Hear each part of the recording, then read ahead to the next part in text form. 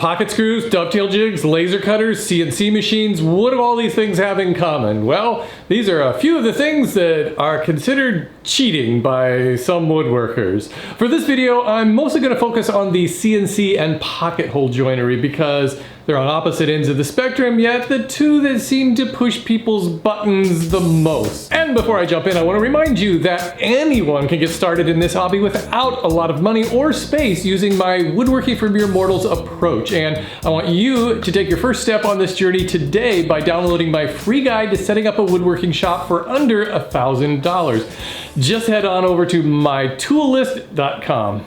Anytime I use pocket hole joinery in a video, I'll get comments from people telling me that I need to learn real joinery techniques or that I'm not a real woodworker. Aside from the fact that this channel exists to help beginners get started, not to showcase my ego projects and flex my skills, the very idea that how a project is built defines woodworking is very narrow-minded. And while CNC machines are outside the focus and the mission of Woodworking for Mere Mortals, you don't have to look very hard to find similar comments directed at woodworkers who use CNCs in their videos. Just pushing a button is not woodworking. Aside from the fact that making components with a CNC machine is a lot more involved than just pushing a button, the implication here is that the more difficult something is, the more valid it is. There's still a lot of bro culture in woodworking that accounts for some of this, but I think it goes a little deeper than that. I'm not exactly sure when this technique shaming started, but it's much more common on YouTube today than it was 10 or even 5 years ago. It probably has a lot to do with the tribal nature of social media these days, the hypercritical way we view everything, and this manic compulsion to offer an opinion on everything online. By definition, cheating is to act dishonestly or unfairly in order to gain an advantage. So I find this notion of cheating in this context to be puzzling. Woodworking is not a sport with winners and losers. The question is, who is being cheated by the woodworking techniques that we choose to use? The end user? As long as the piece is sturdy and functional, how it was built is irrelevant. The main consideration for a user is if the piece is aesthetically pleasing. Again, the tools used to build it are of little or no concern to a person who just loves the look of those nightstands that you made. And let's face it, most people aren't as fixated on hand-cut dovetail joints as woodworkers. They don't care if you cut parts of a curio cabinet using a laser or used a dovetail jig and a router. Likewise, the fact that you used pocket screws inside a walnut bookcase doesn't bother them at all. Lay people are far more interested in how the overall piece speaks to them on an emotional level and how it will look in their home. Are you cheating other woodworkers? If you're making a living selling furniture, having more efficient ways of working will give you a competitive advantage. So there's nothing unfair or cheating about that. So the only person left to cheat would be yourself. As a hobbyist, as long as you're enjoying your time in the shop, there's no shame in using any technique.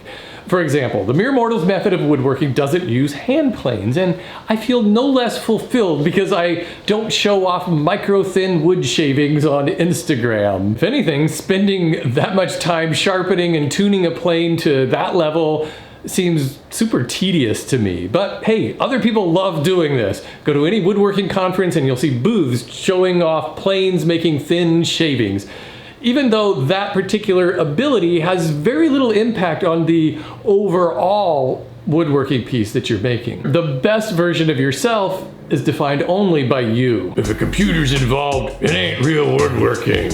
I suspect a lot of this anti-CNC opinion is based on a lack of understanding of what exactly a CNC router does. In short, you design shapes on your computer and the CNC cuts them out exactly using a router. It allows for a much higher degree of precision and repeatability than you could get by using a jigsaw or some other tool. Of course, there's a lot more you could do with a CNC, but that's the basic idea. Maybe the fear is that computer-aided tools will eventually replace regular power tools. And I won't be surprised if someday they are common in most woodworking shops, but there will always be people who prefer to use traditional power tools. Just like you could still buy hand saws even though table saws exist. But I totally get it if you're not interested in this kind of technology. For some people, there's a certain emotional and kinetic connection to having your hands involved in the cutting process, and CNCs just aren't that appealing. Lots of woodworkers take this a step further by rejecting all power tools and using only hand tools. The hand tool movement is more popular today than ever. Plus, there is definitely something to be said for the character imparted by minor flaws that we get from hand-cut pieces. Well, it's not exactly the straightest cut in the world, but hey, that just reminds people that this is handmade. Not everything in the world needs to be auto-tuned. Regular people are being priced out of the hobby. Okay, so this is actually an understandable concern, and one that I talk about frequently on Woodworking for Mere Mortals. First of all, keep in mind that most of the time when you see a large YouTube channel using a CNC laser cutter and other expensive tools, chances are the manufacturer sent them to those people for free.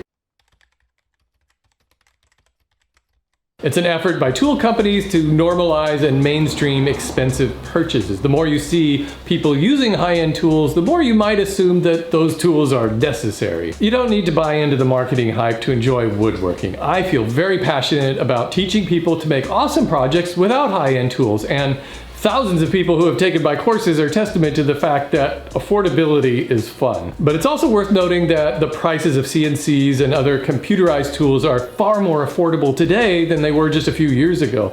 You certainly won't be priced out of woodworking, and today you actually have more and more affordable choices available than ever if you want to digitize your shop. It's really a great time to be a woodworker. Pocket hole joinery is for people who don't know how to make real joints. Okay, so this is an arrogant reaction that you see in all fields.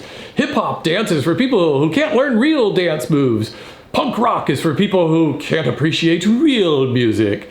Abstract artists are people who never learned how to paint. Horror films are made by hacks without the talent to make real movies. Well, la-dee-da. The implication here is that there's a naturally imposed hierarchy of social value and acceptability to weed out the riffraff. It might seem strange, but woodworking is not immune to this silliness. Yeah, but pocket holes do create weak joints. The underlying myth here is that the main test of quality is durability. I've seen a number of these strength test videos and challenges and shootouts on YouTube comparing pocket hole joints to traditional joints. And hey, I'm not gonna argue the results. A mortise and tenon will produce an undeniably strong connection, but comparing these two types of joints is a waste of time. Better question that needs to be asked is, how much strength does a given piece of woodworking require for it to be sturdy and functional? A 3-ton pickup truck is much stronger than a Toyota Camry, but they both work equally well for a quick trip to the supermarket. Quality furniture needs to be durable, not necessarily indestructible.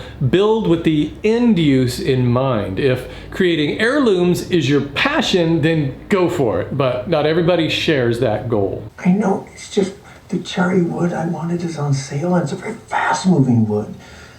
I guess we could just get pine.